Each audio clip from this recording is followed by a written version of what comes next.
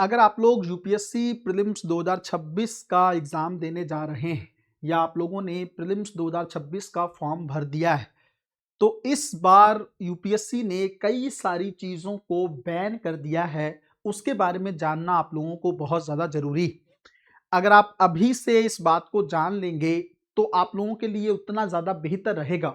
UPSC इस समय आपको पता है बहुत ज्यादा सख्त हो चुका है बहुत सारी चीजों को लेकर, इसलिए उस सख्ती को अभी से समझना जरूरी है, वरना प्रीलिम्स मेंस इंटरव्यू किसी ना किसी स्टेज पर जाकर आप लोग अटक जाएंगे, उससे आप लोगों को दिक्कत हो सकती है। हर एक वो सावधानी जो इस बार के एग्जाम के लिए इंपॉर्टेंट है, वो सारी चीजें मैं आप लोगों को एक एक वीडियो के माध्यम से बताने की कोशिश कर रहा हूं। सबसे पहले आप इस वीडियो को देखें, उससे पहले आप लोग इस वीडियो को लाइक करें, शेयर करें, और डिलाइट आईएएस के अगर यूट्यूब चैनल को आप लोगों ने अभी तक सब्सक्राइब नहीं किया है तो सबसे पहले चैनल को सब्सक्राइब करें, बेल आइकन वाला बटन भी दबा लीजिएगा, क्योंकि इससे आप लोगों को अपडेट मिलती रहेगी। आने वाले टाइम में यूपीएससी का एग्जाम होना है, एडमिट कार्ड को लेकर अपडेट है, कट ऑफ को लेकर है, रिजल्ट को लेकर है, बहुत सारी चीजें हैं जिसके बारे में आप लोगों को पता होना चाहिए। डिलाइट आईएएस उस तरह का मंच है जो सिर्फ और सिर्फ क्वालिटी इंफॉर्मेशन पे ही काम करता है, तो आप लोगों तक वो इंफॉर्मेशन जल्दी से जल्दी पहुंचे, इसलिए चैनल का सब्सक्रिप्शन आप लोगों के लिए जरूरी है। दूसरी चीज, डिलाइट आईएएस के टेलीग्राम चैनल पर भी थोड़ा सा अपना प्यार दिखाइए, उसको भी बड़ा करिए, है ना। जिस तरह से यूट्यूब को आप लोगों ने अप्रिशिएट किया है, उसी तरीके से आप लोग टेलीग्राम चैनल को भी ज्वाइन करें, उसका लिंक भी डिस्क्रिप्शन में दिया हुआ है। अब हम लोग देखते हैं, अगर एक एक चीज और है कि अगर प्रीलिम्स 2026 के लिए आप लोगों को तैयारी को लेकर कॉन्फिडेंस नहीं आ रहा है तो डिलाइट आईएएस के अंतिम प्रहार बैच को ज्वाइन कर सकते हैं। बहुत खूबसूरत बैच है, स्टैटिक पोर्शन बहुत अच्छे से प्रिपेयर हो जाएगा, रिवीजन का मॉड्यूल इसके अंदर अभी भी चल रहा है, टेस्टिंग का मॉड्यूल है। इस जो बैच है, ये जो स्पेशल बैच है प्रीलिम्स 2026 के लिए, इसके कुछ क्वेश्चंस मैंने टेलीग्राम चैनल पर भेजे हैं। आप लेवल देखिएगा उन क्वेश्चंस का, उसको डिफरेंट डिफरेंट टेस्ट सीरीज से मैच करिएगा।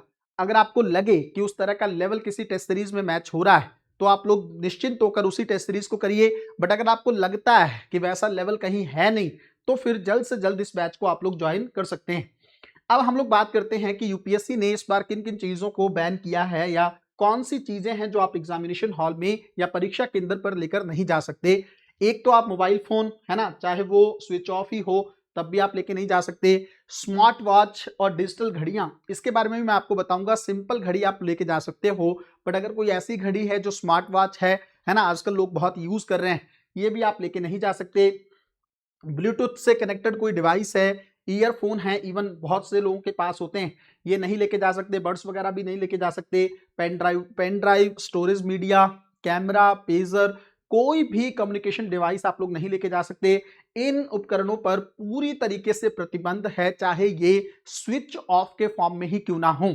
आपने घड़ी को स्विच ऑफ कर रखा है, आपने फोन को स्विच ऑफ कर रखा है, तब भी आप इसको अंदर लेके नहीं जा सकते। आप कहेंगे सर अभी तो एग्जामिनेशन बहुत दूर है, अभी से इस इंफॉर्मेशन की क्या जरूरत, पता होना चाहिए। देखो, अगर आपको चीजें अभी से पता रहेंगी, 2 महीने के बाद आपका एग्जाम है, तब भी मैं आपको अपडेट कर दूंगा इस चीज को लेकर, लेकिन आपके दिमाग में रहना बहुत जरूरी है ना। अगर आप मान लो कल को किसी ना आपके दिमाग में क्लियर ना हो और आप लेके चले जाओ, यूपीएससी इस बार एग्जामिनेशन हॉल को लेकर इतना सख्त है, आप सोच के देखो जिस तरीके से फेस ऑथेंटिकेशन हो रहा है, जिस तरीके से लाइव फोटो कैप्चर की जा रही है, ये सारी चीजें दिखाती हैं कि यूपीएससी बहुत सख्त रहेगा अगर आप लोगों के पास इनमें से एक भी चीज एग्जामिनेशन हॉल में देखने को मिली। इसीलिए मैं आप लोगों को बार बार कह रहा हूं कि इन सब चीजों से आप लोग बचना, बाहर ही रख के जाना, अंदर मत लेके जाना। घड़ियों के संबंध में अगर मैं बात करूं तो केवल साधारण या सामान्य कलाई घड़ी आप लोग लेके जा सकते हो, जिसमें सिर्फ और सिर्फ टाइम आप लोग देख सको, ताकि एग्जामिनेशन के पॉइंट ऑफ व्यू से। वैसे हॉल के अंदर वॉच होती है, बट मैं यही कहूंगा कि सिंपल घड़ी ले जाना, उसमें कोई दिक्कत नहीं है, क्योंकि कई बार नहीं मिली अगर तो आपको टाइम का पता नहीं चलेगा। जीएस में तो आप मैनेज कर लोगे, बट सीसेट में टाइमिंग बहुत मैटर करता है। प्रतिबंध क्या है, ऐसी कोई भी घड़ी जिसमें कोई विशेष एक्सेसरी हो, संचार उपकरण हो, कोई स्मार्ट फीचर लगा हो, है ना, कोई भी ऐसा ब्लूटूथ वाली चीजें हो, ये सब घड़ी आप लोग लेके नहीं जा सकते। सिंपल घड़ी अलाउ है, लेकिन उसके अलावा कोई भी स्मार्ट वॉच आप लेके नहीं जा सकते। उसके अलावा किसी भी प्रकार का बैग, सूटकेस या सामान, कई बार आप लोग बैग लेके जाते हो, उसको बाहर ही सबमिट करना पड़ेगा। अपनी पॉकेट वगैरह अच्छे से चेक कर लेना, खाली होना चाहिए, उसके अंदर खास करके कुछ भी अवेलेबल ना हो। कोई भी ऐसी पर्ची वगैरह जो लोगों के कई बार फोन में रखी रहती है, कई बार कोई कार्ड वगैरह रखा होता है, कुछ भी ऐसा मत रखना, वॉलेट को एकदम खाली रखना, वरना आपको वहां पे दिक्कत हो सकती है ना। और जरूरत हो तो वॉलेट को लेके ही मत जाना, सिंपल थोड़े बहुत पैसे जेब में रख लेना, उतने से काम चल जाएगा। मेट्रो कार्ड जरूर रख लेना ताकि आपको वहां पे दिक्कत ना हो। कीमती कोई सामान है, गहने हैं, आपको पता है बाहर रखने पड़ेंगे। किताबें हैं, नोट्स हैं, कागज के टुकड़े, कुछ भी नहीं होना चाहिए। आईटी को लेकर कोई गैजेट्स है या अन्य इलेक्ट्रॉनिक उपकरण हैं, वो सब भी आप लोग लेके नहीं जा सकते। परीक्षा केंद्र पर इन सामानों को रखने की कोई व्यवस्था नहीं होगी, अभ्यर्थियों को समय के स्तर पर इसकी व्यवस्था करनी होगी।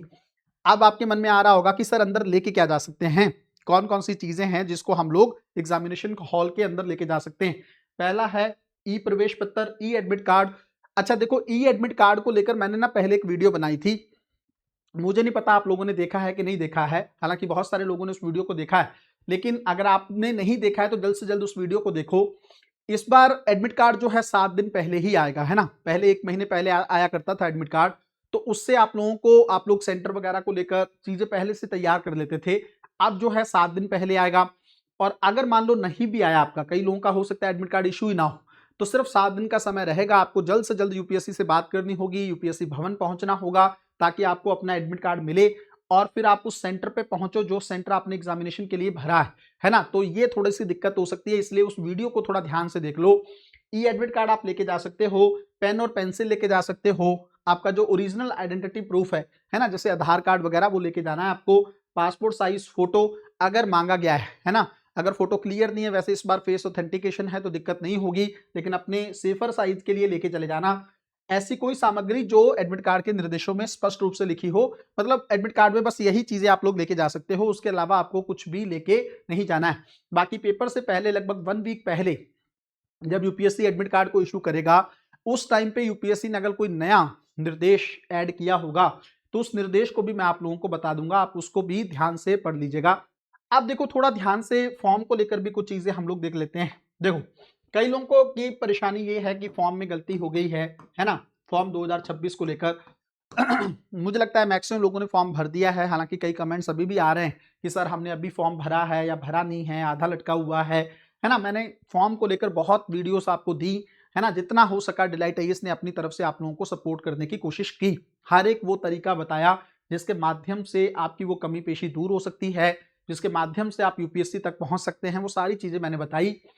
लेकिन अगर आपको लगता है कि फॉर्म गलत हो गया है ना, एक तो फॉर्म दोबारा नहीं भर सकते, बहुत सारे लोग अभी भी पूछ रहे हैं, मैंने इसके बारे में भी पहले क्लियर कर दिया था, इस बार यूपीएससी अलाउ नहीं कर रहा है, एक ही फॉर्म भर सकते हो। दूसरी बात यह है कि अगर गलती हो गई है, करेक्शन विंडो में सॉर्ट आउट हो जाएगी, अगर वहां नहीं होती है तो यूपीएससी को ईमेल करो, अगर वहां पे भी नहीं हो रहा है तो बहुत ज्यादा परेशान नहीं होना है। क्यों? जब आप डैप भरोगे तब शायद वहां पे कुछ अपडेट कर सको, प्रीलिम्स के बाद यूपीएससी से कम्युनिकेशन हो जाएगा आप लोगों का, आप जाके मिल सकते हैं कि सर मुझसे ये गलती हो गई है, सर्टिफिकेट को लेकर ये प्रॉब्लम हो गई है, तो परेशान नहीं होना है ना। फॉर्म में अगर गलती हो गई है तो एकदम स्ट्रेस नहीं पाल लेना है इस चीज को लेकर कि सर अब मेरा होगा क्या, मेरा तो तैयारी नहीं हो रही है, मुझसे तो फोकस नहीं बन पा रहा है, ये सब चीजें मत करना भाई, इससे आपको दिक्कत हो जाएगी। थोड़ा रिलैक्स रहना, हर चीज का सॉल्यूशन निकल जाता है बाद में। अभी सिर्फ और सिर्फ एग्जामिनेशन पे फोकस करो। एक डिफरेंट वीडियो में मैं इस चीज को भी ले लूंगा अच्छे से, ताकि आपको समझ में आ जाए। अगर 36 महीने के करंट अफेयर को तैयार करना चाहते हो प्रीलिम्स 2026 के लिए, बहुत खूबसूरत बैच है। पॉलिटी, जो इकोनॉमी, आईआर, सिस्टमैटिक तरीके से, खास करके एनवायरनमेंट, साइंस एंड टेक्नोलॉजी, इन सब सब्जेक्ट पे बहुत अच्छे से करंट अफेयर मैं इसमें तैयार करवा रहा हूं। बहुत स्पेसिफिक नोट्स हैं, कुछ भी करने की जरूरत नहीं पड़ेगी, बार बार एक बात कह रहा हूं, है ना। इसकी एक वीडियो लाइव सेक्शन में रखी हुई है, आप चाहो तो इस वीडियो को देख लो, है ना। उस वीडियो को देखने के बाद डिसीजन लेना और जल्द से जल्द अपने आप को इस बैच में इनरोल कर सकते हो। मिलते हैं अगली वीडियो में, तब तक अपना ध्यान रखें, अपनी पढ़ाई को बहुत अच्छे तरीके से करते रहें। बहुत बहुत धन्यवाद।